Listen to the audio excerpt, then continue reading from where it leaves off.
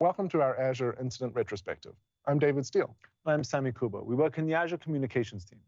In addition to providing a written post-incident review after major outages, we also now host these retrospective conversations. You're about to watch a recording of a live stream where we invited impacted customers through Azure Service Health to join our panel of experts in a live Q&A. We had a conversation about reliability as a shared responsibility. So this includes our learnings at Microsoft, as well as guidance for customers and partners to be more resilient. We hope you enjoy the conversation that follows. Super. And today's episode that we're going to talk about, it was an issue in the Chicago region. We have an issue with one of our co-locations, one of our data centers, and the impact was to ExpressRoute. It started on the 14th of January, impact extended to the 15th of January. And one of the speakers I'd love to introduce is Christina Markgraf, our general manager of our data center operations. Welcome, Christina. Thank you so much for having me. And we'd also like to introduce Pankaj Garg, who's our Vice President of Hybrid Connectivity from the Azure Networking team. So we're going to talk to Krista and Pankaj about the data center elements and the ExpressRoute elements, respectively. So we talk to Krista first. Krista, I know you and I spoke very briefly this morning, just kind of as we were prepping for this call, and you said, Sami, I have new information that I want to share in addition to the PIR. So I was hoping, as part of just kind of walking us through what happened, clearly we've learned something in the last 24 hours. Could you please walk myself and our customers through what happened and also what we've learned that's new? Absolutely, Sami. Thank you. And before I do that, I just want to start off by saying we exist to support your businesses and to provide excellent service and unbending service and availability to you. And this outage impacted you. So what's really important for us is to take this event and make sure that we use what we've learned to improve our service and our operations to you. As Sami noted, this is a chiller failure that actually occurred in the U.S. North Central region in one of our data centers back on the 14th. And these are rooftop air-cooled chillers at the data center, and specifically for this data hall that hosts Azure ExpressRoute devices. As you know, those tripped and eventually went offline. But I just wanted to rewind a little bit to provide a little bit more context here. The chiller plant actually is comprised of 4 chillers that are required to provide conditioning for the space, and then another 2 chillers for backup. And if we go back to that day and kind of walk through as the events were unfolding, which might help kind of paint a picture for you, that first chiller went offline at about 0600 UTC, and then more chillers followed. And the team worked continuously over the next 8 hours to try to restart these chillers, gain stability of the plant. But during this time, eventually, during this time, temperatures were rising, and then eventually, those temperatures got pretty high.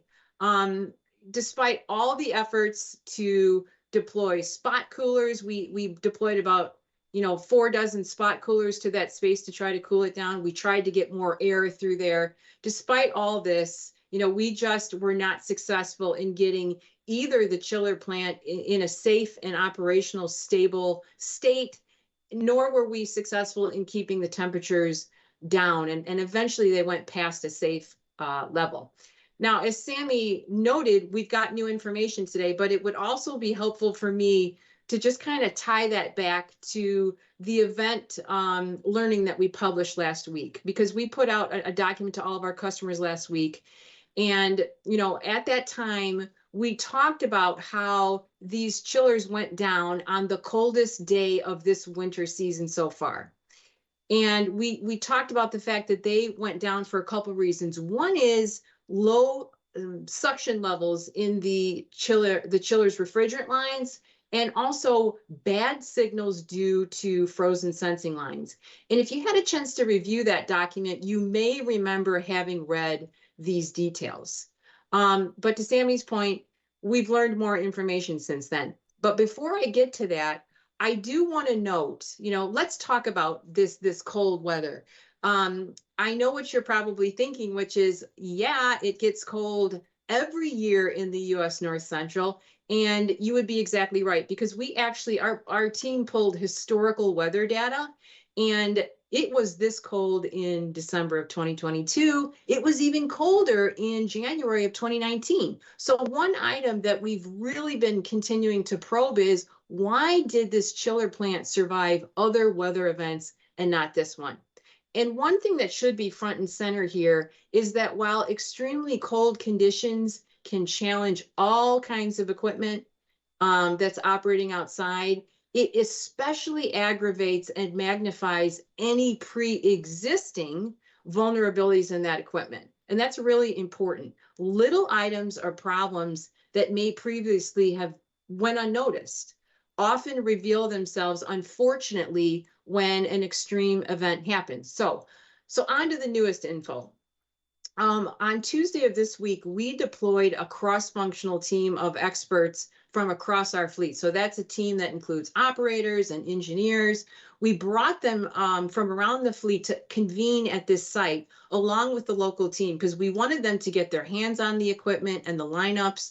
We wanted them to work with the equipment manufacturer. We wanted to really to dig in on all the details that are available, looking at equipment logs, alarms, any records and documentation that relates to how these chillers were behaving, not just during the event, but also before and after, because that is going to give us a complete picture and be able to put together an accurate representation of exactly what happened and importantly, why it happened. Because for us, it's no stone unturned. Now, I want to emphasize that while we have not completed this full investigation and the team is still working on it, we've made progress, and there's just a few insights that I wanted to share on various contributors to these failures. Few new things have come to light. I mentioned a little bit ago that it takes, we've got 6 chillers, it takes 4 to condition and 2 backups. And what we're finding is that there were multiple individualized failures that took place on that day.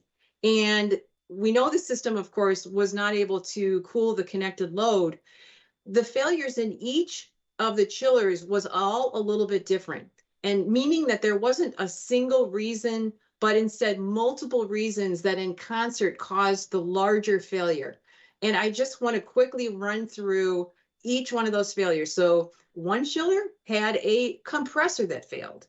A second chiller had a failure on low suction pressure. We're still investigating why.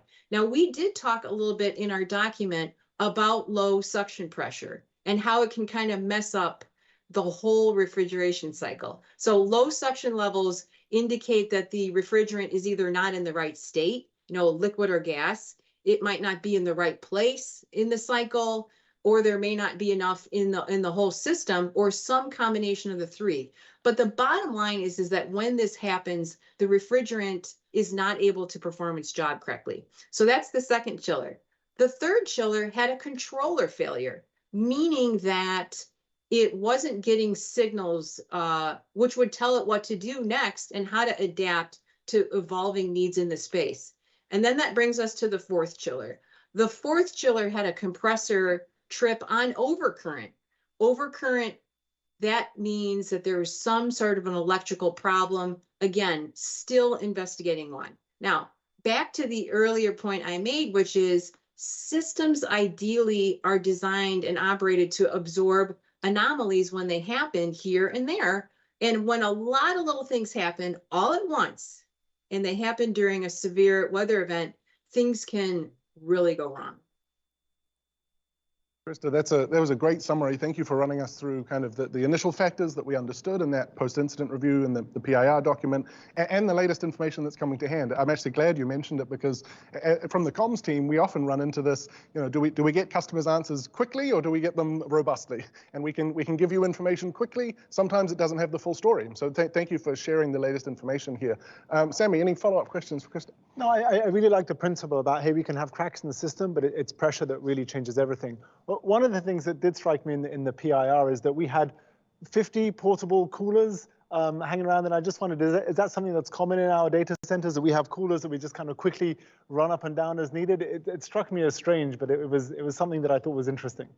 Yeah, we do, thinking about how, we're managing critical environments 24/7, here in the US and around the globe, and things can happen. So we do source for stuff like that, because in a lot of cases, if you have a larger plant issue or failure, those things can make the difference. But unfortunately, in this case, they weren't able to make the difference. That's helpful to know. It's actually similar question from my side is, we've had situations like this in data centers before where we have some kind of cooling failure, we see the temperatures starting to increase, and we're at this kind of decision point around, should we notify customers proactively? Should we say, hey, we think the risk of something bad happening here is increasing? But I get the impression that more often than not, if temperatures have a problem, we can fix it. And we can fix it generally before it reaches those levels that you were talking about. So how should we think about, telling customers proactively versus how often we bring things back under control before any customer services skip a beat? That is a great question. And, one of the things that I think we should keep in mind, and one of the things that I've learned in my experiences, because we're managing these critical environments behind the scenes 24/7, and it's not unusual for temperatures to rise in spaces, and it's not unusual for us to deploy corrective measures and not have to get anybody concerned about it. And so it really is as much an art as it is a science. So on the one hand, we don't want to deploy a false alarm, right, to get people moving on something that wasn't necessary. But on the other hand, we want to be able to give you advance notice if you as a customer can do something, if the impact is imminent. So I think that's really, really the difference. So, Krista, I do have a question. I remember way back when in 2018, there was an outage in South Central US. It was a big deal. But as one of the ways where we lost cooling, but we used the ambient air outside to help cool. Now, on one hand, we're saying, hey, things are heating up, but outside you're telling me, look, Chicago's as cold as it gets. Sure, could we have not opened Windows access? Could have we used the air outside as a cooling, or was that not an option available to us? Excellent question. And I think that's what makes this situation feel frustrating and ironic, right? Because you have to be also asking yourself, how could you not cool a space on the coldest day of the year? And one thing to keep in mind is that data centers have varied configurations throughout our fleet. And in some cases, you better believe it, because we're always looking at ways that we can make air flow. And in some cases, we can get that air flow through there very quickly. And in other circumstances, we can't. And in this particular design, we worked on it and we tried all kinds of things and we just weren't successful. Krista, I have one last question for you, if I may. As climate change becomes more and more felt across our globe, we're going to be dealing with extreme lows and extreme highs across our planet. Does the industry need to rethink data center designs? Do we need to move our thresholds and what we're capable of when it comes to sustaining data centers and keeping them online? I think we do, because some of the things that I talked about before, I talked about the things that we need to lean in on, right? Again, it was cold, but it gets this cold almost every year. And, little things will happen and we should be able to absorb little things before they get big. Well, guess what? With climate change, that's exactly what we see. We see these kinds of events happening more frequently and with greater impact. So as we think about how we want to solve this problem, this gives us reason to lean in even more. Cool. That's great to hear. That's a thorough explanation of at least the data center side of the story. So thank you for running us through that, kind of what we're doing about it and how we're responding to these kind of situations here. Is there anything you wanted to add about our repair items or kind of corrective actions that we're taking to make sure that we're de-risking these kinds of scenarios? Yeah, I wanted to share a few things that we've already done and some things that we're thinking about, just as far as the basics, right? What were the immediate corrective actions? Naturally, we've done things like, adding additional heat tracing and additional insulation to sensing lines. We've put more refrigerant in the chillers. And of course, we immediately repaired those and replaced those components that were damaged. For instance, a compressor can be damaged. We talked about a refrigerant cycle being messed up. When the refrigerant enters in the wrong state from the wrong direction, that can really mess up a compressor. So we replaced those components immediately, and then we replaced other components out of abundance of caution. But I think what would be of more interest to you is really to talk about the bigger items. As I mentioned earlier, each of the 4 chillers was struggling with a different problem. And while we don't have all the answers, the biggest message for us here is that we need to understand if there were opportunities to uncover individual issues earlier on. So why weren't they discoverable and treatable. So we're going to be solving for that. And related to this, what we need to better understand is how comprehensively the rooftop equipment at this site was weatherized and how thoroughly, it was prepared for a very severe weather event. Again, it gets cold in the north central US and climate change is on us, so we can expect more of this type of thing. As I mentioned, it survived other weather events, but it didn't survive this one. And here's the other thing that I haven't talked about, which is it is true that no two weather events are ever exactly alike. However, how do we think about looking across a range of possible outcomes? We can see cold weather coming and we can really narrow in about 3 days in advance, but are we able to really dig in and be able to, to think about how those outcomes might look in a deeper and more comprehensive manner to be ready for that? We're going to completely unpack emergency operating procedures to see if there's even more we can do. Emergency operating procedures basically constitute a crucial aspect of our strategy. It is a vital component considering that weather-related incidents are going to be inevitable. So again, leaning in, taking a fresh look, not just here, but across the fleet. Great. Thank you very much, Krista. I appreciate you joining us and explaining this incident from the data center perspective. We'll pivot now over to Pankaj. I'm glad you could join us here to talk about ExpressRoute specifically. So before we get into kind of what happened and the impact to ExpressRoute customers, Pankaj, could you just help folks to understand some of the basics around ExpressRoute and maybe some of the different elements that we'll need to understand here? Yeah, most definitely. If we can have the first graphics on the screen.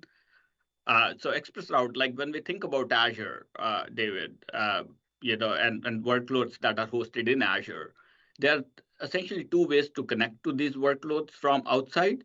You can connect to these workloads from public internet, or you can connect to these workloads through ExpressRoute. And ExpressRoute provides dedicated high throughput, low latency connectivity to customers. And that's the reason that customers use ExpressRoute, because it provides the predictable performance to them. To facilitate this ExpressRoute connectivity, as we can see in this picture, there are a few components of this connectivity. So I'll start from the right side, and where we show a virtual network that is hosting a customer workload in Azure. And in that virtual network, we deploy what we call as an ExpressRoute gateway, which is a software component that runs in that virtual network to facilitate connectivity inside and outside of that virtual network. And then to the left of that, what we see is the peering locations. And I'll talk about peering locations a little bit more later. But these peering locations are hosting our Microsoft Edge routers, or sometimes we also call them ExpressRoute routers. And these are the routers that essentially connect to the customer's on-premises network and provide the full end-to-end connectivity between their on-premises network and the virtual machines and virtual networks that are running in Azure. So these Microsoft Edge routers have a physical connection to what we call as the local edge routers. That could be either on the customer premises or could be provided by a service provider, such as an internet service provider or a telecommunication provider. And these local edge routers are essentially finally connected to the on-premises network, thereby providing the full connectivity. I did mention about the peering locations. So these peering locations are, sometimes we call them data centers, but these are actually what we call as the edge sites or the meet me locations. These are mini data centers where we host some of our networking equipment that is needed to connect to the rest of Microsoft network and rest of Azure. So these are not the data centers where we are hosting our compute workloads, our virtual machines, or our storage blades. These are what are hosting our networking equipment that is needed for us to connect external customers, either ones who are coming from internet or ones who are coming from ExpressRoute to the rest of Microsoft network. Got it. That's great to understand. And so when we think about kind of peering locations for ExpressRoute relative to broader Azure regions, it's not the case that you're deploying a virtual machine to US East, US West. You're actually picking a specific, I like the way you described it, almost like a networking only data center for that peering location. That's very helpful to understand. So could you help me now that we pivot towards the internet, towards the incident at hand here, what did this feel like for customers? So Krista ran us through what happened in the data center. It got too hot. Then what happened from an ExpressRoute perspective, and what did that feel like for different customer configurations? Yes. So as I mentioned, David, that customers, when they connect to Microsoft network, they create what is called an ExpressRoute circuit, and an ExpressRoute circuit is a physical connection, is a pair of physical connection that connect to one peering location through which we provide connectivity to their virtual networks in Azure. So there are different customer configurations that customers do to connect to accomplish this connectivity. If a customer had one ExpressRoute circuit that was connected to their virtual network through the ExpressRoute gateway, and this issue happened, and that peering location through which they were connecting went down, they saw a complete outage, that their virtual network lost complete connectivity from their on-premises network. If a different customer who was using, instead of one peering location, they had two ExpressRoute circuit, say one in the Chicago location and one in Chicago 2 location, then what they would have seen is they would have seen a brief interruption when Chicago location went down because of this thermal issue that Krista talked about. But traffic would have gracefully failed over automatically to the Chicago 2 location, and they would just have seen a brief interruption of order of 1 to 2 minutes as the BGP convergence happens and all the traffic fails over to the second path. If a customer had two ExpressRoute circuits, both at the Chicago location, unfortunately, they would still see a complete outage in this case. So a complete outage because the whole location went down in Chicago. And lastly, if a customer had one ExpressRoute circuit in Chicago location and another one in, say, Ashburn, even though that they would see a brief interruption of 1 to 2 minutes, but they would see they saw an increased latency because Ashburn is far away from the Chicago region or the north central US. So they would see increased latency, but they would still have connectivity. So there are different ways that customers connect through ExpressRoute to their workloads that are hosted in Azure. And depending upon what that configuration was, the experience was different for different customers. Super. As customers build out their resiliency, I understand there's HA options where they can they can have two different segments of gateways. There can be latency. Is there a DR? Should customers think about, is there a DR component to their kind of availability and reliability that's incorporated into the ExpressRoute product? Yeah, exactly. That's a very good question, Sami. So if we can have the second graphics on the screen as well. So I think when we think about ExpressRoute and how do we provide mission critical connectivity to our customers, we want to make sure that ExpressRoute, that two ExpressRoute circuits are used at each location or at two nearby locations to ensure that you have a reasonable latency profile and a failover, so that if something like this were to happen on one location, that there is a failover path that is available. So that's your HA option, which is a high availability option, so that something happens to one location, the other location can take that load and you still have no impact. When we think about disaster recovery, now if we think about Chicago and Chicago 2, all these peering locations are very near to each other. They are just 3 kilometers apart from each other. Now, if there is a catastrophic event that were to happen, such as that takes the whole region out for any unfortunate reason, we do recommend that customers should also, in addition to this, should set up a disaster recovery, which is that you have one setup in one geopolitical region and another setup in a different region altogether, so that if something were to happen to the whole region, there is still your workload is still not impacted and continues to work. In fact, like to facilitate that and to make it easy for our customers to configure all these connectivity options, what I'm showing on the screen is the new product feature that we have just launched, which makes it very easy and provides a guided experience to our customers to set up this HA and DR connectivity. So in this experience, as you look at what your connectivity options are, and you say Chicago is the option that I want to connect from, it will automatically show you that there is a Chicago location that you can choose. And then once you choose Chicago, it will automatically show you, as I show on the right side of the screen, all the other peering locations that are near to each other. And based on your latency requirements and other requirements, you can choose the second peering location. So this allows you to set up, with HA and with DR, so that you can accomplish and host mission critical workload where even these catastrophic events will not cause any impact.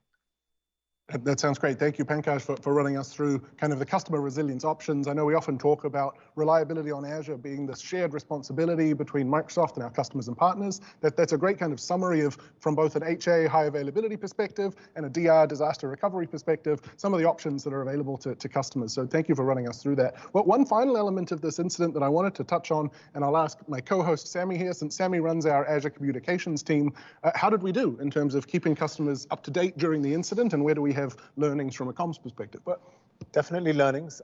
So in this incident, as Krista mentioned earlier, when the temperatures began to increase, there was no impact, but we wanted to give customers a heads up as to what's going on. We've learned that in the past, that as temperatures are increasing, customers don't appreciate it when we wait and say, and now we're impacted. So we did send an advanced communication.